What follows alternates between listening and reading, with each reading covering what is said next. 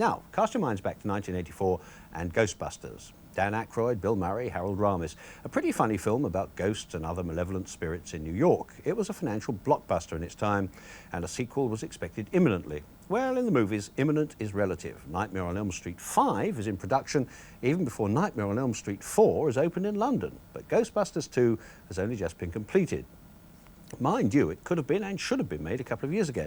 But unfortunately, Bill Murray fell out with David Putnam, who was then head of Columbia Studios, and the project was abandoned amid a certain amount of petulant acrimony. But now, alas, David Putnam is history at Columbia, and Mr. Murray obviously gets along better with the new regime, which, unlike the old, has an easygoing attitude towards stars' salaries.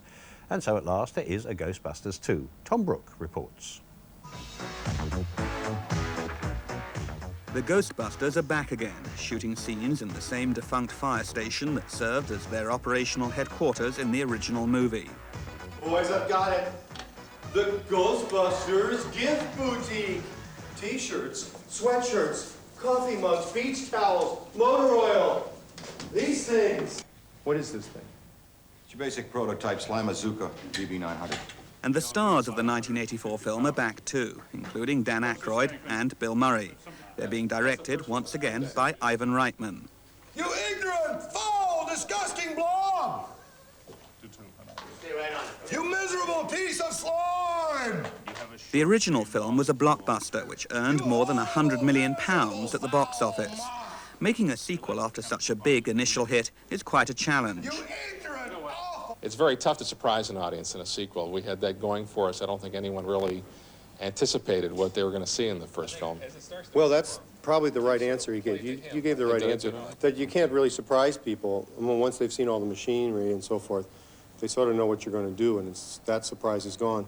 And so you don't feel the excitement of the material the same way because it's not brand new, and you don't know how well it's all going to play. Yeah, we tried not to push too hard. You know, I think there's a tendency in sequels to top oneself, you know, and make it bigger, huger, spend more money. Mm-hmm. We did do all those. Flashier. We did. We spent more money, but it was mostly on personal things that we took home. Sigourney Weaver has also rejoined the old team.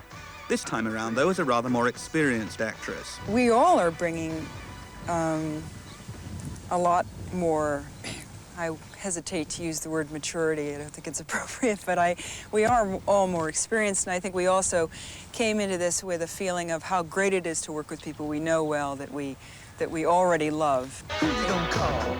Ghostbusters! If you're all alone. Bill Murray admits there was some reluctance among the cast to make a sequel, but there was pressure from Columbia Pictures, who stand to make millions from the film. Well, the motives for doing it with the pressure was mostly from people who were interested in making money, you know. That's, you know, like, there's a good, well, you know who they are. We all do, don't we? But there were people who really wanted, I mean, like Columbia certainly wanted it because, well, they never really had a movie like that, you know. No, and I don't blame them. I'd like to have it again, too, if that were my job. And I didn't really want to do it particularly, but after the movies we made in the meantime, we found the real reason to do it again was that we really have a lot of fun working together. This is the most fun group to work with. Right now, there are no plans to make a third Ghostbusters film. But that, of course, may change if Ghostbusters 2 reaps a box office bonanza. You ignorant, worthless piece of slime!